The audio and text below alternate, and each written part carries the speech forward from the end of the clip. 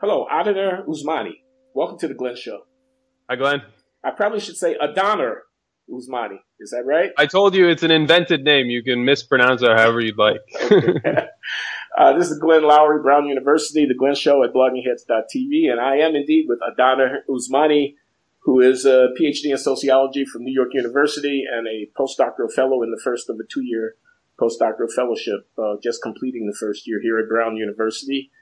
And we are here to talk about the issue of incarceration in the United States, which is a subject that Adaner is a scholar and has done research on, and something that I've written about and been concerned about here at the Glenn Show for some time. So welcome. Thank you. Thanks very much. Thanks a lot for having me. Tell us a little bit about what you do in your research work that bears on this theme or that doesn't bear on this theme. I think, people should know a little bit about who you are and what you do. Sure. So my dissertation is actually quite unrelated to the issue of mass incarceration. My dissertation is about the rise and fall of labor movements in the advanced capitalist world over the course of the 20th century.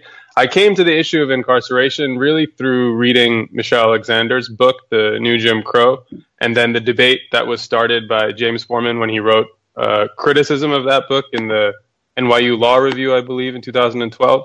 Yeah. So a collaborator and I wrote a paper trying to assess that debate generally, drawing on general evidence across the United States. So roughly that debate, James Forman started by noting that even though Michel Alexander's narrative of the rise of incarceration fixates on the Southern strategy and the reaction of the white electorate and white elites in particular to the civil rights movement and the gains of the civil rights movement, James Forman Jr. noted that in a majority black area governed by a majority black political class, namely Washington, D.C., there were outlying incarceration rates and outlying levels of police surveillance and police brutality and what have you.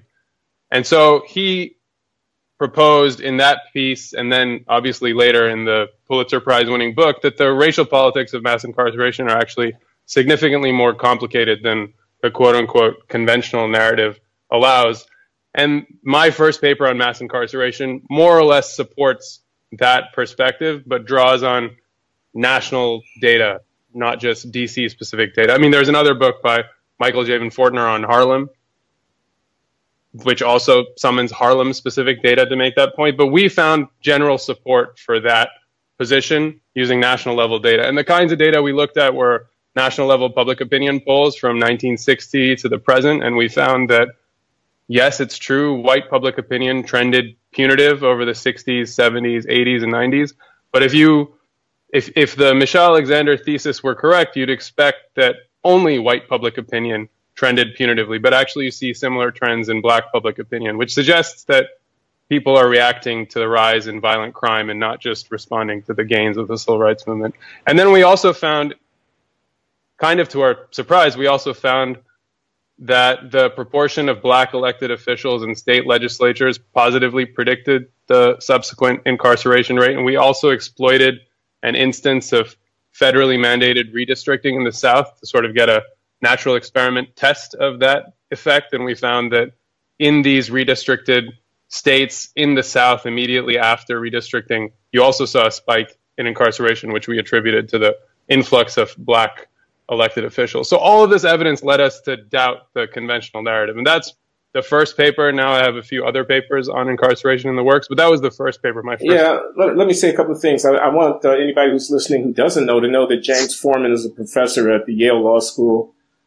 He was a Supreme Court clerk with Justice Sandra Day O'Connor. He served as a public defender in the District of Columbia's courts for some period of time. And he's written a book called Locking Up Our Own, which is a historical account of the role that African-American political and community leaders played in the punitive reaction to an upsurge in crime, especially drug-related crime, in the District of Columbia. So he won the Pulitzer Prize for that book in the most recent cycle, which ain't too shabby. He happens also to be a Brown alum, which we would not want to allow go without being stated. And an ex-guest on this show, he has indeed come on the Glenn Show, and he's also been a guest lecturer in the undergraduate course that I teach on race and inequality here at Brown, and I hope to have him back in the next cycle. But the research findings that you were describing, I found to be quite interesting, going from the case study, if you will, of James Foreman in the District of Columbia, or Michael Fortner with respect to Harlem, in a similar historical period, documenting that there were increased demands for punitive reaction to the depredations of criminal offending amongst African Americans in urban centers. Some of the stuff that you were saying sounded very interesting to me, and I didn't hear it the first time you told me. If you told me about this, the natural experiment of looking at where redistricting did and didn't happen, so the redistricting under the Voting Rights Act is meant to carve out majority-minority districts, which can make it highly likely that African Americans would be elected, and finding that the fact that redistricting seemed to be associated with more punitive criminal justice policy, suggesting the influx of African American political voice is positively associated with the punitiveness of the state's policy. Finding, too, that across states, the higher representation of African Americans in the legislature was positively correlated with cross-state variation in the punitiveness of the state's policy. These are interesting things, and it does undermine the simple narrative, and I'll stop because you're the expert on this, that it was purely anti-black antipathy filtered through the voting behavior of white people and the reaction to that of white politicians that accounts for the rise of incarceration. So that's very interesting. I had thought one way that I want this to be a conversation about both the social causation and also about the social judgment. We've experienced this phenomenon in the United States that has by now been much remarked upon of, outsized growth in the extent that we rely on imprisoning people as a part of the broader array of social policies that are implemented to respond to social problems like disorder, crime, and violence. We in the United States are different from other countries. We're different from how we used to respond to these kinds of problems, which are not new in the past. Something seems to have happened in the late 60s and early 70s, and we're different in terms of the incidence of what we're doing in the incarceration area, how the burden of that is being borne by different communities in the country. And I wondered if I could get you in the next few minutes to offer your thoughts both about on all three of those fronts, all three of those differences. Why is the United States an outlier relative to other countries in the way in which we deal with law breaking? We're not the only place where there is a crime problem. Why is the United States so different than it had been in the earlier part of the 20th century, 40, 50, 60 years ago? And we see a radical shift. So we go from, 120 per 100,000 in prison to 600, 700 per 100,000 under lock and key. We count those who are in jails as well. Why? And why is it that this thing that we're doing here in the United States in terms of using incarceration seems to fall so differentially across lines of race and class? So there you are. That's a full agenda. We could probably talk on for a long time about that, but what do you think? Yeah, all weighty questions. I think maybe the easiest way into that discussion is to start with the longitudinal question, since that's the way that the question of the puzzle of mass incarceration is often posed, as in what changed in the United States. Yeah. And this relates to what we were discussing earlier, which is that I think this is one of the points that James Foreman makes, which I fully agree with. One of the issues with so much that's written about incarceration is that we write about incarceration without writing about crime and violence. And I think the biggest thing that changed in the United States between the 1950s and the 1980s and the 1990s was that there was a very, very significant rise in violent crime and specifically lethal violence. And that set the stage for the politics that followed. So that would be my first corrective to the quote unquote conventional narrative, which is that the rise in violence was central. Now, I think I probably depart from some of those people who emphasize the rise in violence in the following way, which is that I believe that the rise in violence mattered in that it filtered into public opinion and public punitiveness, and that's what I've seen and other people have documented in public opinion polls. But I don't think that the connection between the rise in public punitiveness and the rise in public policy is simple or straightforward. I do think that there are mediating factors that explain why public punitiveness became policy punitiveness. And the thing that I would fixate on in a sort of short summary of the argument is that I think that the United States in particular does not give its public policy tools to deal with violence in any way other really than police and prisons. So if that makes sense, the point is basically that in the United States, policy options are severely constrained such that public punitiveness becomes police and prisons rather than any other sort of root cause assault on the root causes of social disorder, or what we might call a social democratic response to crime. Those kinds of options are off the table in the United States, and so we get police and prisons. And one thing that I would emphasize in this that I don't think people emphasize enough, in fact, I don't think many people note this, maybe with the exception of John Fath in his very most recent book. I wish I could remember the name of that book. Locked In? Do you remember the name of that book? No, I don't. But the point that he makes that I would emphasize here is that police and prisons are actually remarkably cheap, inexpensive ways to deal with social disorder. I mean, the United States spends on the order of $250 billion a year on police and prisons today, which is not very much relative to the amount that it spends on social programs. And a counterfactual social democratic response to social disorder would have been much more expensive. But the truth is that the rise in crime happened at a moment in time that the federal government was not really ready or committed. I mean, in fact, there was a sort of turn to the right coincident with the rise in crime. And so those options were just off the table in the United States. I mean, they were often off the table for these conjunctural reasons, and they're also obviously off the table for long-standing reasons having to do with the weakness of social democratic traditions in the United States, et cetera, et cetera. So that would be my short answer to why the rise in how I would explain what changed in the United States between the 1950s and the present. There was a rise in violence, there's punitiveness, but punitiveness only feeds policy punitiveness in the United States, but it need not have, I suppose, is what I'm trying to say. Okay, let me just interject a couple of things because there's a lot on the table. I guess what you just said could also speak to some degree to one of the other questions, which is why is the U.S. so different in the extent of incarceration compared to other industrialized democratic societies.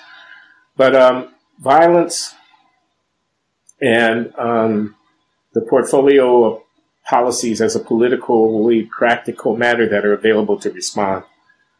Violence stimulating a demand for punitiveness, the poverty of the policy agenda, explaining why that demand resulted in incarceration and not in, I don't know, better funds for education or early childhood, support to try to avert. I mean, I guess we could talk about what those policies might be. Sure. I want to talk about the violence bit for a minute because I'm curious why it is that violence wouldn't always be at the forefront. Why is it necessary for James Forman to criticize Michelle Alexander? How is it possible for Michelle Alexander to write a book about crime? It's not about crime. It's about incarceration and punishment and not call attention to violence. Why isn't violence more salient? Is it only lacking the salience amongst progressives or wouldn't the conservative law and order types be the first to point to violence as indicative of how the thread of society is unraveling? Is it a blaming the victim problem? Is it, I mean, I don't want to put words in your mouth, that the racial disparities are so stark that if you call attention to violence, it's very hard to avoid the question of why are black men so violent and so on. What do you think? This is on the violence question. Yeah, so is the question, why is it that so-called progressives, liberals haven't taken violence seriously? Or is the question, that's the question. How is it that James Forman can come to actually contribute to the conversation by making the obvious observation that the rise of incarceration was a lot of things. And one of the things was it was a response to an increase in violence that most especially had its adverse effects in communities of color and low-income communities. Yeah, I mean, it's a good sociology of science question. I don't know if I have a satisfying answer to this point. I remember from reading William Julius Wilson in graduate school that his argument it was either the truly disadvantaged or when work disappears, that in the beginning, he's noting something very similar in the liberal scholarship on the quote unquote underclass well before Michel Alexander. So it's something that is definitely not specific to Michel Alexander. It's much, much broader and long running than that. This reluctance to take notice of what we would call maybe pathologies or different disparate rates across groups. I mean, my own opinion is that progressives and liberals do themselves a disservice by ignoring these facts. And we're going to get into this because I believe that progressives and liberals have a better explanation for it than people to their right. But as to why many progressives don't take notice, I don't know if I have a comprehensive answer beyond just noting that it's a long-standing fact of progressive scholarship. Okay. That's probably not satisfying. But on the temporal question, the question of why we see a real shift in the qualitative, not just a trend, but a real break with the historical trend in the early 1970s that, that ran its course. I mean, you start with, 1980, 500,000 under lock and key. You end up at the turn of the 21st century with 2 million under lock and key. Yeah. It had a good long run, and it was a departure from the historical pattern, and you're attributing that mainly to a reaction to a historically unprecedented upsurge in violence. Am I right about that? Is the upsurge in violence that we see in the 60s unprecedented in American history? Yeah, to be clear, I think that when I said that violence contributes, I think you summarized it well. The point was not that violence contributes mechanically, as in there are more people committing crimes, so there are more people in prison. Yeah. That is part of it, but a very small part of it. Really what happens is that violence contributes through what it does to politics. And there's a punitive reaction and a change in policy. And that is a large part of what explains the rise in incarceration. So as to the second question, has this ever happened in American history? To my knowledge, we don't really have very good data going back. It is true that I've seen some scattered data sets on sort of early crime rates in early American cities, and they were quite high. But I know our modern data, the data that I have looked at, begins basically in the 60s, in the 70s, in the 80s, and even like good sub-state data is not even available until the 90s. So I think we don't know fully your answer, the answer to the second question that you asked. But we do know that in the period that we are concerned with here, which is in the period of the rise of incarceration, that rise in crime was historically unprecedented for sure, or unprecedented in that time period for sure. Okay. So now what about the U.S. versus Northern Europe in terms of the extent of the footprint of the punitive state? Policing seems to be different in Germany or in France or in England than it is here in the U.S. Certainly the use of prisons is different. Sentences are shorter. They've got violent crime, although not as much violent crime as we have, but they got a lot of property crime as well. Why is it that you're looking at an order of magnitude difference? You're looking at like 8-10 times as many people per capita under lock and key in the United States. Can we explain all of that by reference to the fact that there's no European-style welfare state here in the U.S.? We don't have guaranteed health care or, early retirements and 6 weeks of guaranteed vacation. I mean, I don't mean to be flippant. No. Yeah. What do you think is going on? Yeah. I mean, so the explanation that I would foreground when considering the cross-national issue is the one that I gave, which is that we handle social disorder very differently than these countries choose to handle social disorder. Part of the explanation for that, as you're saying, might well be that American levels of, or part of the cross-national difference might also be that the phenomenon that the punitive state is dealing with here is very different. It is definitely true that levels of lethal violence in the United States are an order of magnitude higher than in Europe, than in Western Europe. But those levels of violence might themselves be endogenous to the absence of a welfare state in the United States as well, right? But I think that's something that we'll come to discuss. I mean, the other rival explanation that we should tip our hat to is that the reason that public punitiveness becomes policy punitiveness in the United States and not elsewhere is because the public has voice over criminal justice policy in the United States to an extent that is not true in other European countries, right? That's a common argument as well.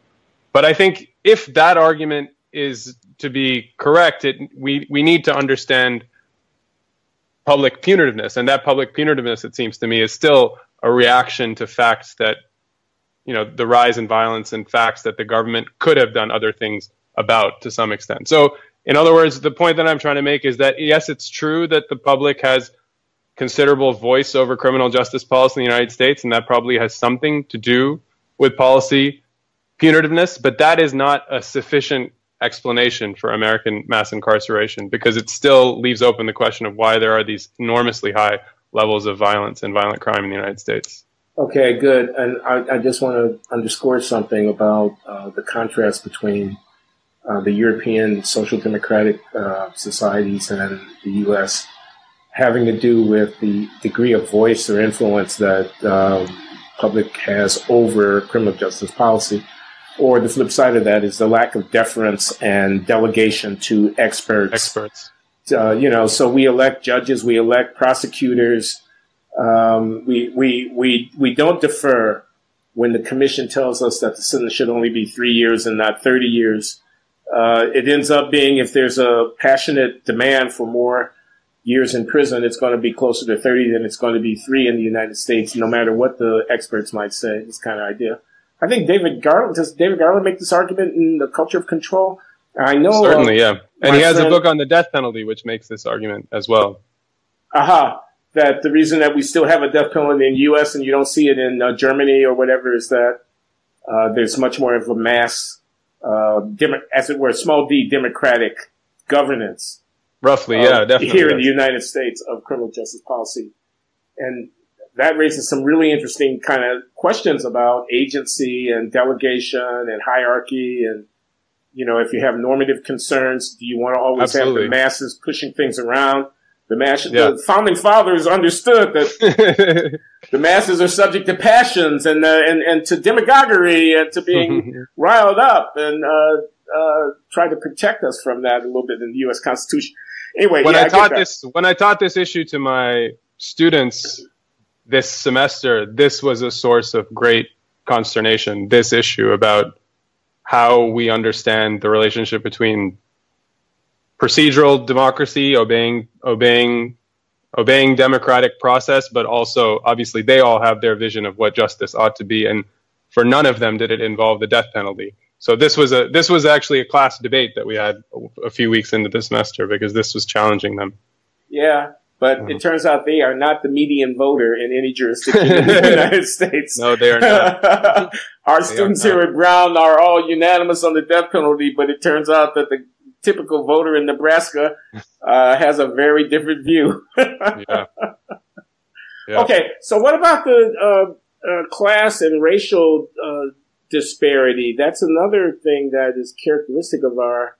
let me summarize this if I understand. Okay, so why did it happen in the U.S. when it happened? And has largely to do with the rise in violence and fears of violence and people's reaction to those fears.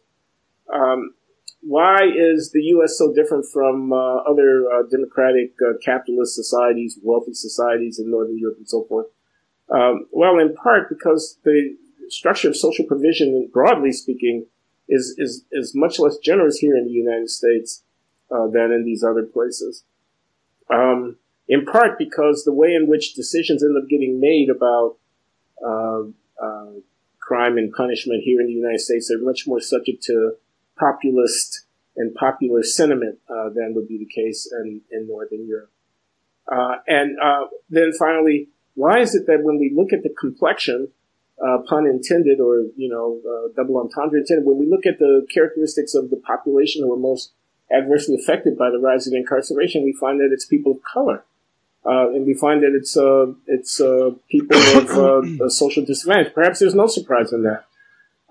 On the other hand, you might think that the fact that the burden of more punitiveness falls so disproportionately on people who are themselves so disadvantaged might serve to mitigate might push in the other direction from the populist sentiment for more punitiveness. It might say, yes, more punitive, but when we say who, people might stand back and say, oh, but in a way we're balancing our cultural budget on the backs of the least of us, you know, and be given some pause before they say 3 strikes and you're out, because who's going to get struck out here?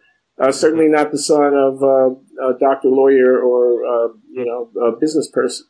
So anyway, what do you think about that? Yeah, so what explains racial disparities? I think there's obviously again, quote unquote, conventional narrative, which is that the reason for racial disparities in both exposure to police violence and also in particular, let's consider incarceration rates, that's explained by implicit or explicit bias at one or another stage of the criminal justice process.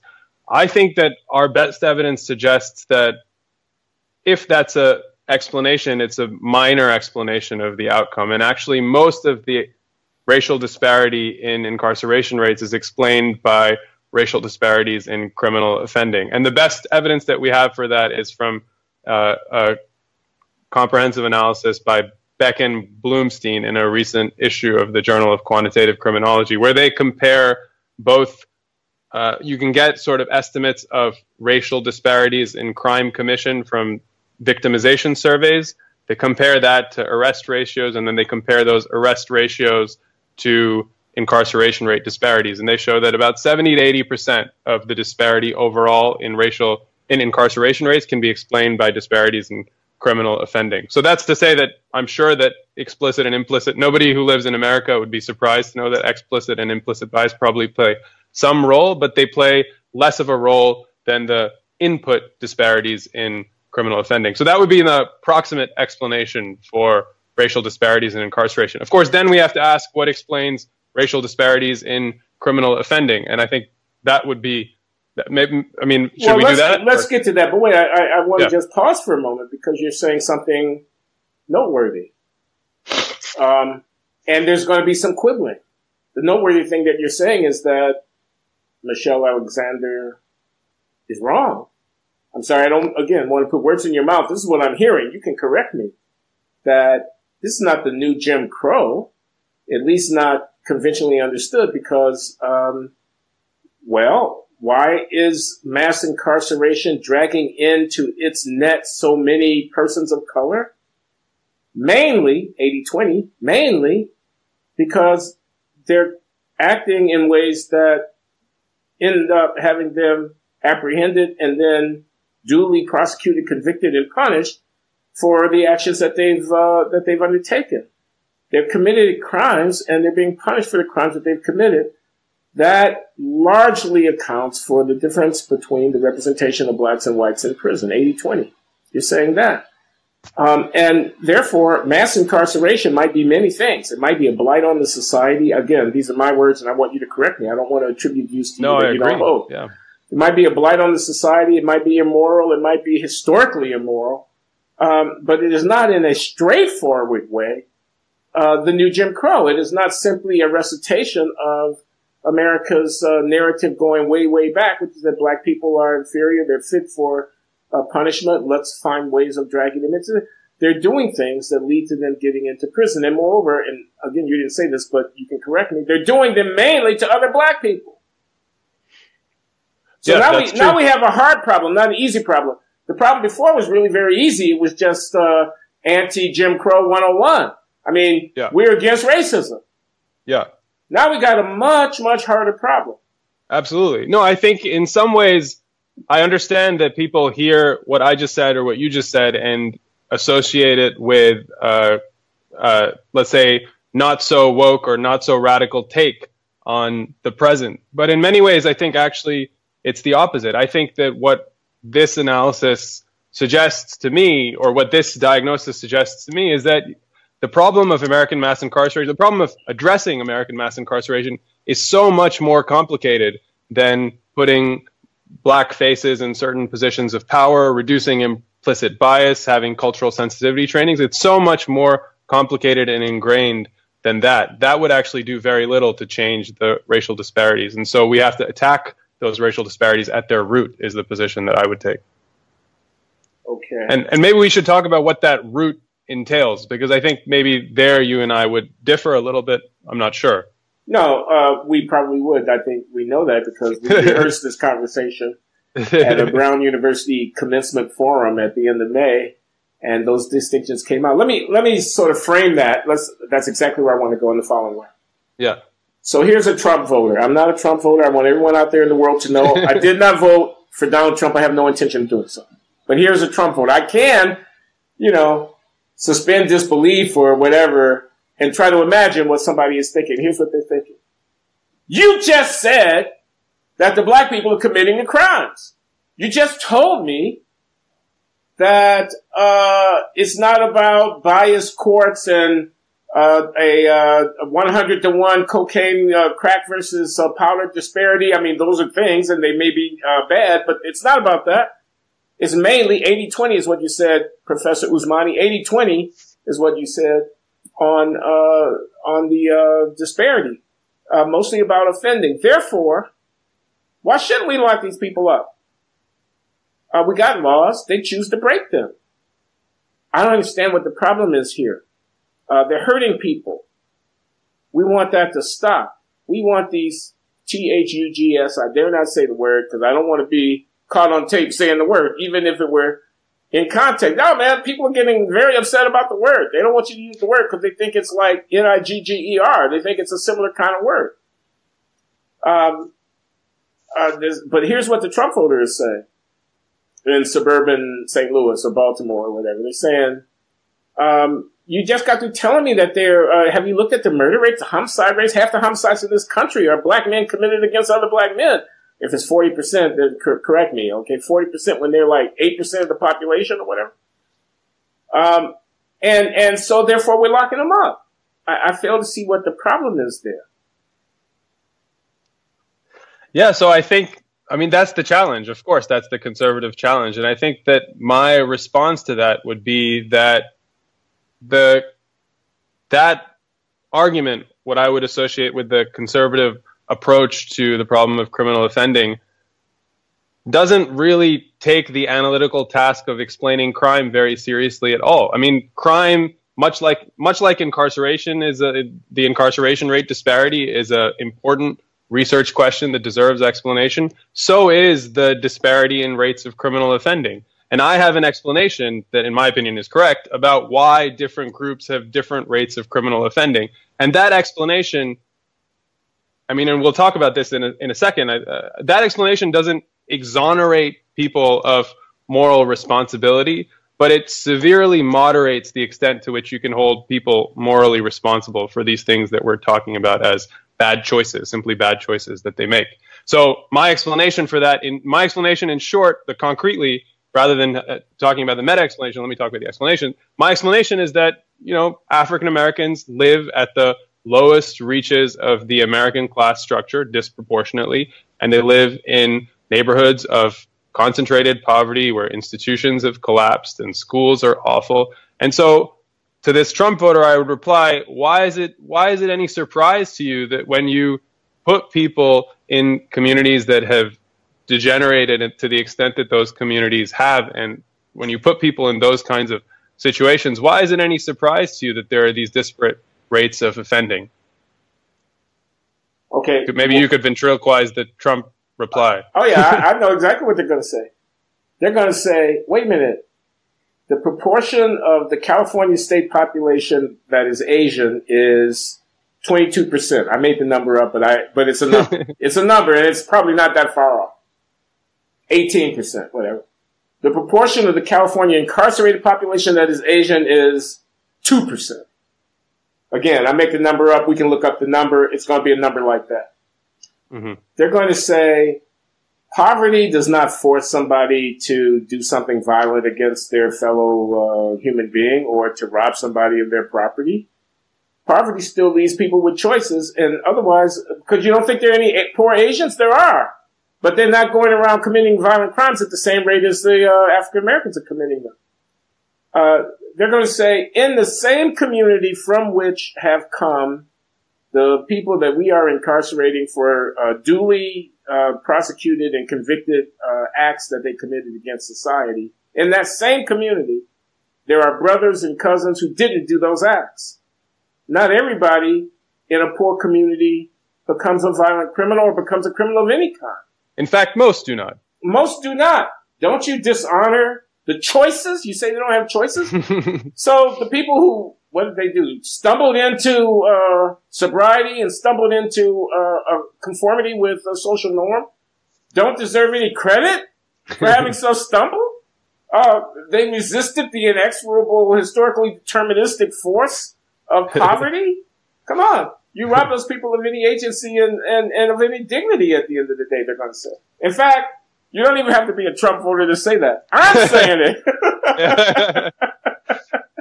Yeah, I mean, no, I of course I understand that position, but the fact that most poor people are not criminals, which is absolutely true. Most poor people, most people who live in poverty, most people who live in awful neighborhoods do not turn out to offend.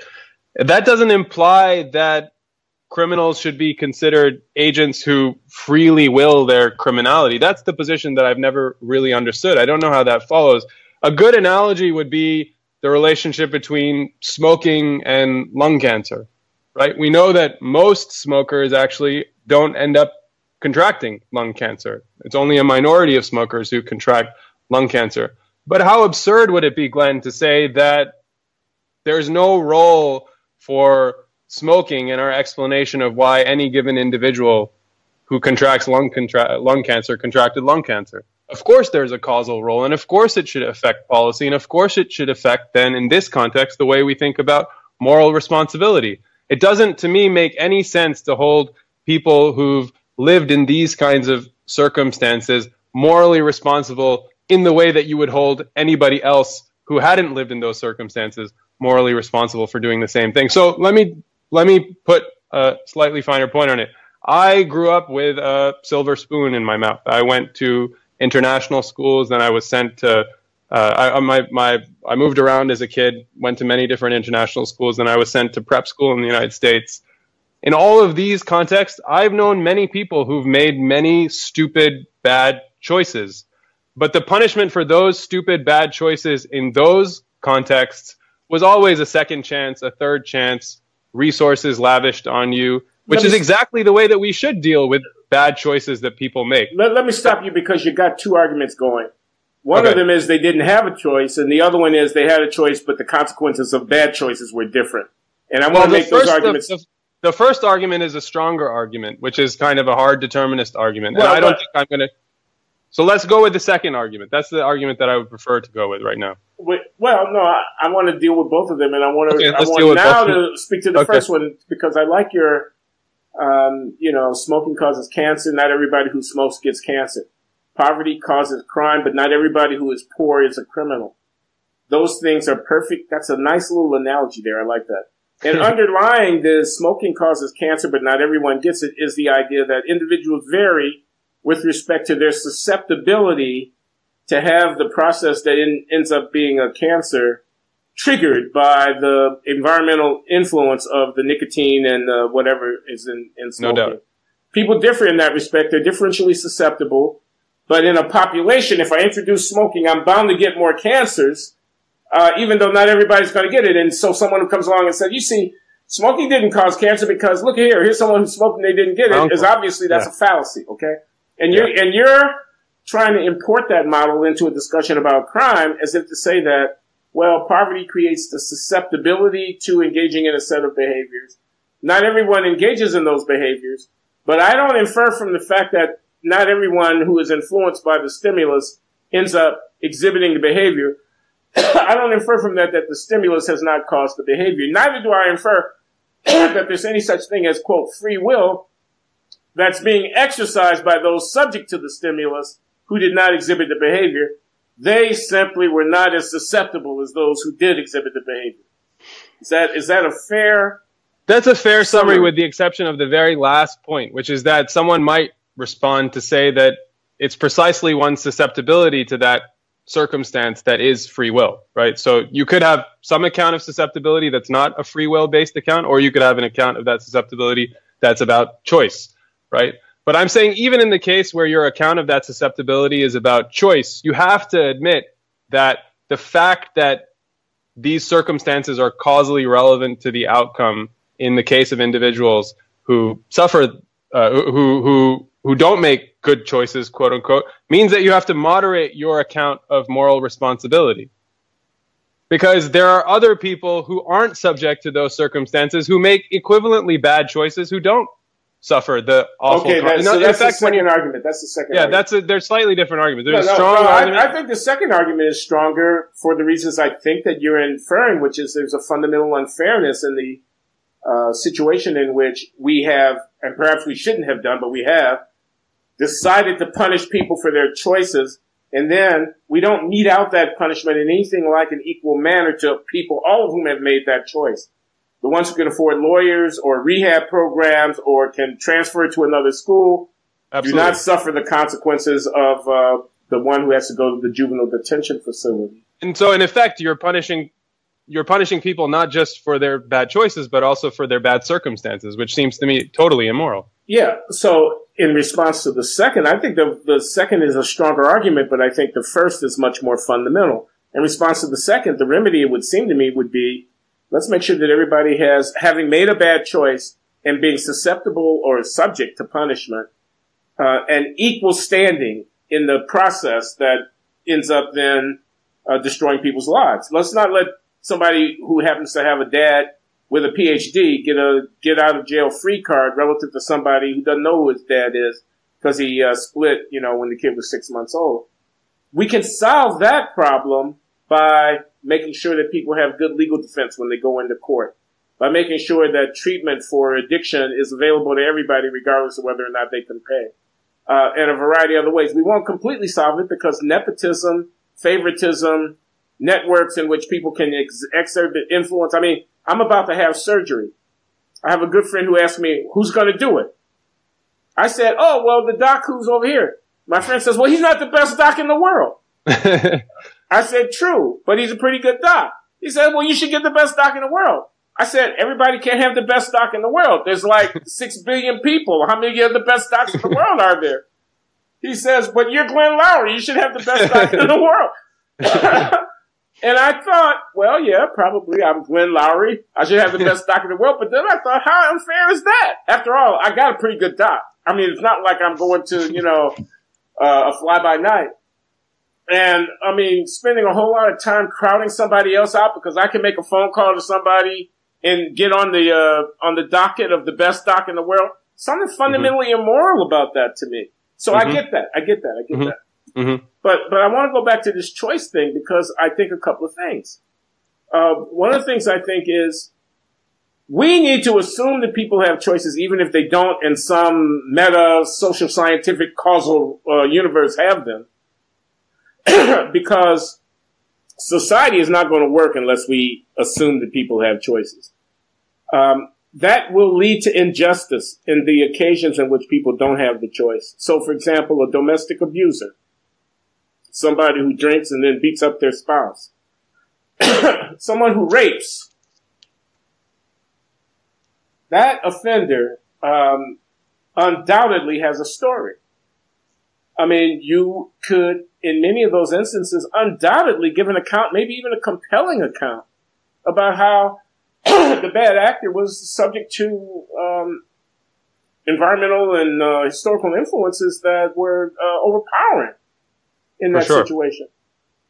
And yet, given that in a complex social system where these acts, or violence within domestic relationships or sexual assault are occurring, and given the need for the equality, in this case, of women who might be susceptible to these criminal offenses, and a kind of public recognition of the dignity of those persons and of the tragic and unacceptable character of the offense, we have to treat the people who do those things, even though there is undoubtedly a story, as having made a choice for which we're holding them accountable. And moreover, we have to review with suspicion anyone who would come along and try to excuse their, and I know you're not, I don't mean to put that on you, you're not trying to excuse bad behavior, but anyone who would say, let us not punish this person, let us not judge this person, let us understand that this person's actions have been determined by forces that were beyond their control.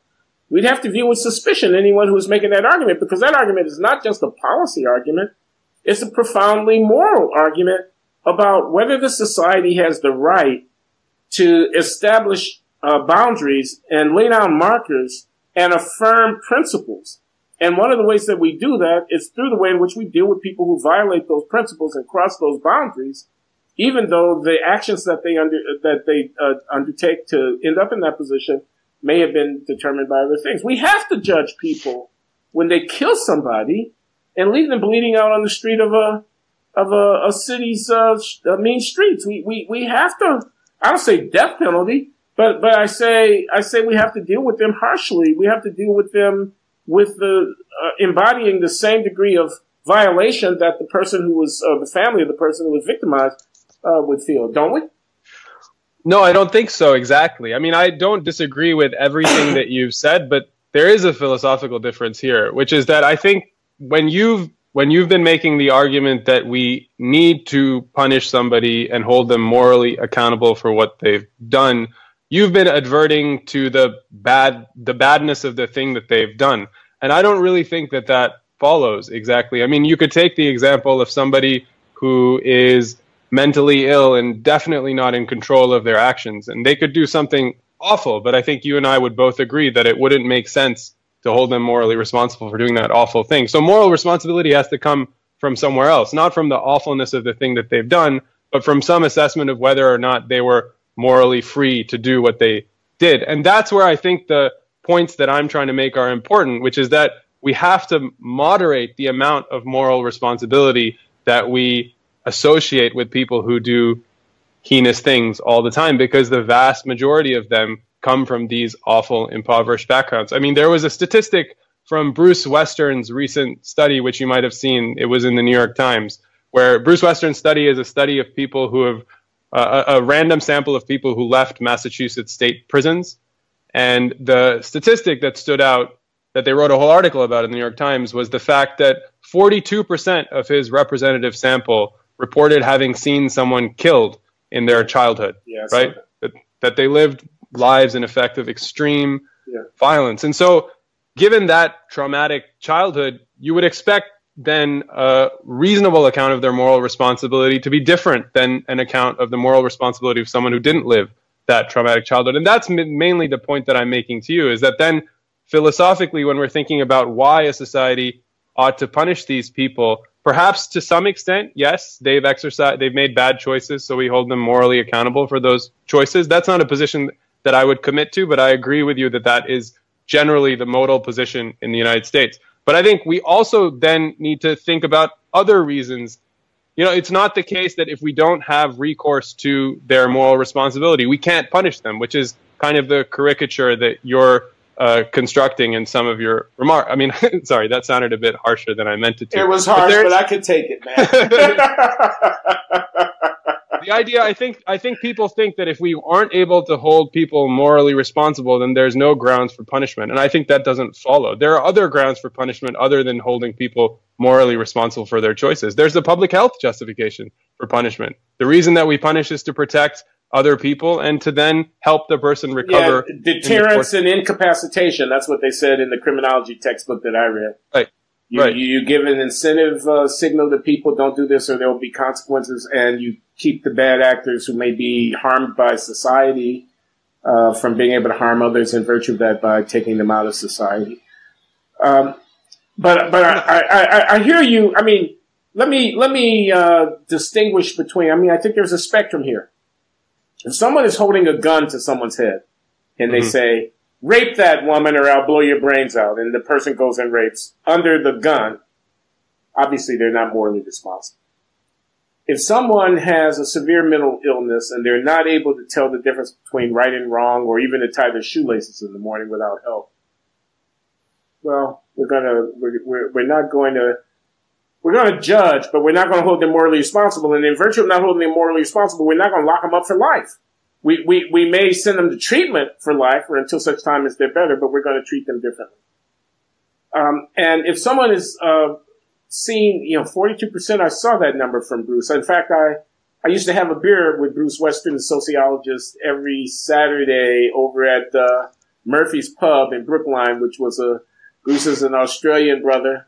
And once on Blogging Heads, I believe, right? Yeah, we once had a beer conversation on Blogging Heads. Bruce appreciates a good brew, and we had the habit, my friend Bruce Weston and I. And while he was interviewing these guys coming out of prison, he was telling me about their stories because he did a lot of extensive face-to-face interview work with his sample. This number, about 42% have seen a murder. Imagine that. I mean, how many human beings have seen someone killed in front of themselves? Not many, I would say. 42% of these guys, you are led to think seeing someone murdered in front of you actually has a traumatic effect on you that might lead to you to behave in ways that end up getting you incarcerated. I get that. But I want to create a spectrum. Gun to the head, sure. Mental illness, someone who was under the influence of drugs. Now they chose to take the drugs. So you might, but then they're an addict. So maybe they didn't choose to take the drugs. So you're going to have different degrees of moral responsibility. Poverty, grew up in a single family home, no father present. Maybe I shouldn't even mention that. Maybe the feminists will get mad at me. It depends on your ideology. But you see, there would be a spectrum. Where I draw the line of withholding versus enforcing, public judgment and moral responsibility becomes a judgmental question. There's got to be a line somewhere because everybody has a story. So you're on a slippery slope, is what I'm saying. You need a principle to discriminate between circumstances in which the imputation of moral responsibility is unwarranted in virtue of the deterministic influences of whatever, and those where it is not. I don't see that principle anywhere in sight in anything that you're saying. And if there is no principle, it seems to me we're going to slide all the way down at the end of the day to everybody's got a story. Yeah, no, it's a very good point. I think so. I would have to say two things. In truth, I agree with you that this is a slippery slope, and in fact, we slide all the way to hard determinism. I do fundamentally agree with that, actually, but I want to try and resist that for a second because I don't think that's a convincing position, and I accept that that's not a convincing position. What I would say, if we don't accept the hard determinist slide, what I would say is that I don't exactly understand why we need to think about moral responsibility as a binary condition, that people either exercise full moral responsibility or they exercise no moral responsibility whatsoever. To me, it seems, as you just yourself outlined, that it's a continuum, that people exercise varying degrees of moral responsibility, all of which, as long as they're not all the way at the free agent end of the spectrum, all of which moderate society's thirst for retribution, for punishing them. It means that we have to moderate the amount of moral responsibility that we accord to them when we think about how to punish them and why we punish them. Does that satisfy? It moves in the direction. I mean, I worry now about sentencing that's conditioned on a sociologist or a social worker's report. How bad was the background of this kid? Asked the judge. Oh, I have 3 to 7 years. That's the span that I've been given by the sentencing commission. 3 years for him because it was very bad. Then for the other one who comes in, he's a white middle-class kid, a black middle-class kid for that matter. Parents, 2 professionals with college degrees, grew up in a leafy green suburb, and he did the thing that he did. Oh, well, he's got to get the full 7 years. I worry about that. And you're right to worry about that. Yeah. But at the same time, a society which doesn't take those facts into account, it would seem to us, would be an unjust society. A society which didn't take into account the circumstances that moderated an agent's responsibility, that would be a bad society, it seems to me. Okay, I'm going to just leave that there. I'm not sure I agree, but I think it's something really worth considering. So I'm still thinking about it from when you first put that argument to me a few weeks ago. But I want to ask you something else, which is,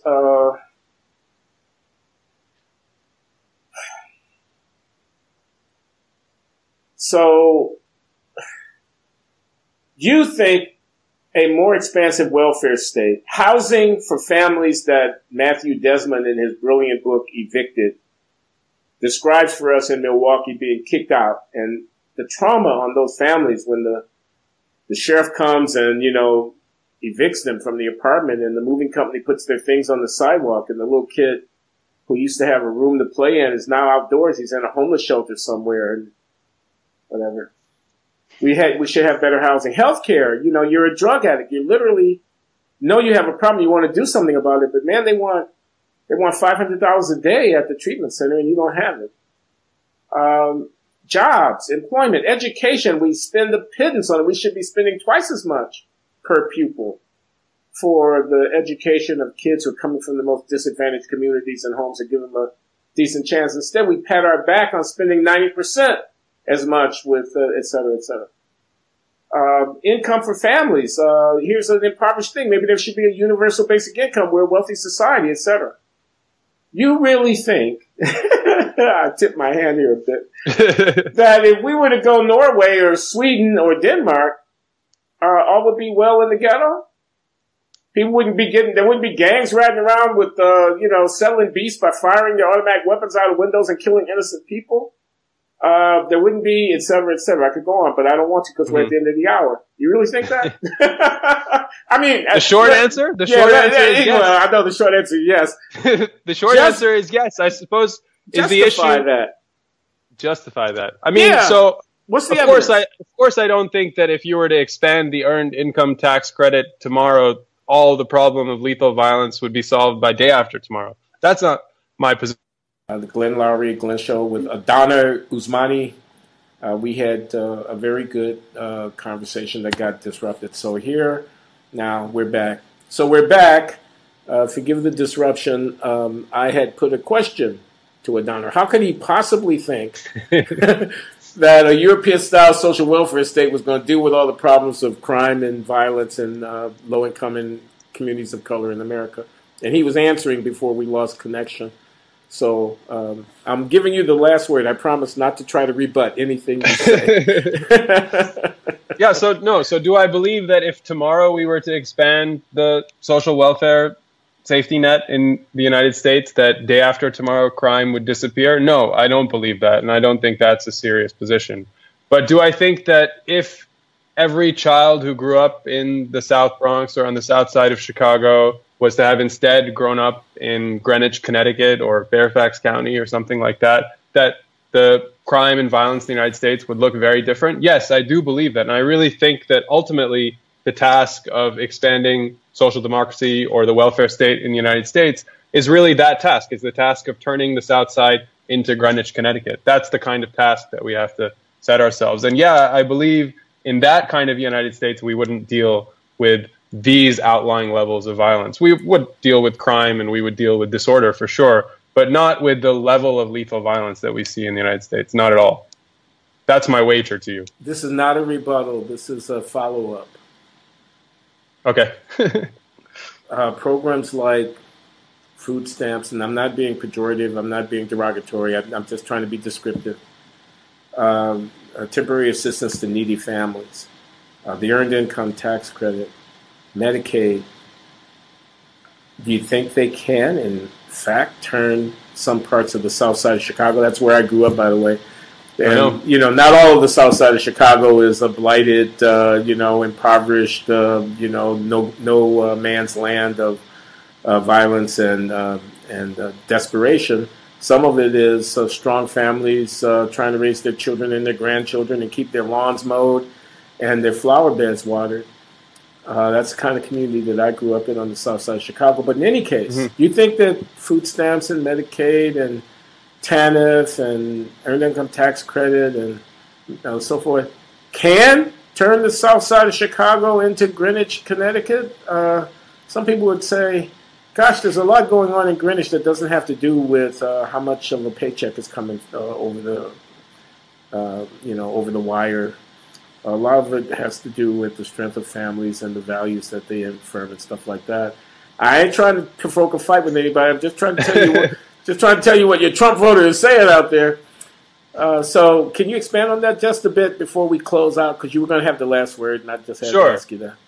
Yeah, I was obviously being a bit facetious. I don't mean that we would literally turn these communities into 1%er communities. I don't think that's true. But I think that if you were to think seriously about the deficits in these communities, and maybe for your Trump voter, there are cultural deficits. If you're to think seriously about addressing those deficits, there's no way to address those deficits except by giving those communities resources. Even if you believe that those deficits are primarily cultural rather than structural, the only way to intervene is by giving resources to the poor that they don't today have. Yeah, I strongly do believe that.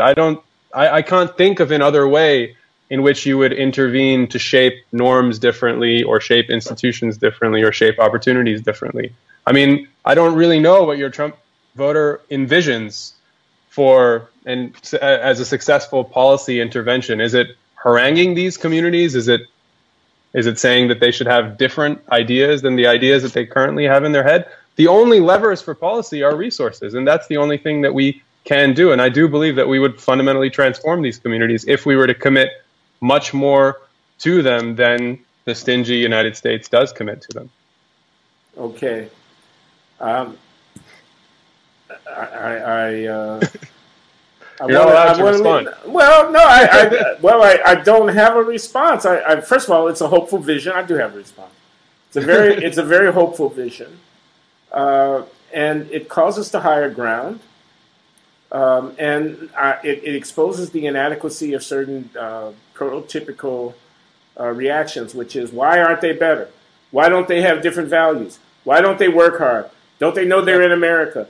After all, my grandparents came from wherever they came from, and they had to deal with whatever they had to deal with, and they didn't resort to the way. I mean, in a way, you respond to that, and I think you do so effectively. I think it's a heavy lift, not just the politically heavy lift because there are a lot of Trump voters out there, but I think it's a policy heavy lift. Of course it is. Of course it is. Yeah, I agree. But the point is, we shouldn't. I think a point could be, and maybe your point, that's no good reason to give up. In fact, we're compelled, if we're decent, to look, and if that doesn't work, to look again and to look yet again, to try to stay engaged with these communities and to try to make them more Greenwich, Connecticut-like, because every kid that comes into the world deserves better than what some of these kids are getting. Absolutely. And, all I can do is say right on to that. So forgive my skepticism, but, that's my job, okay? Thank you very much for having me. I really enjoyed it. You're welcome. I did it too. So, Thanks a lot. So take care. Bye-bye. See you. Bye. So,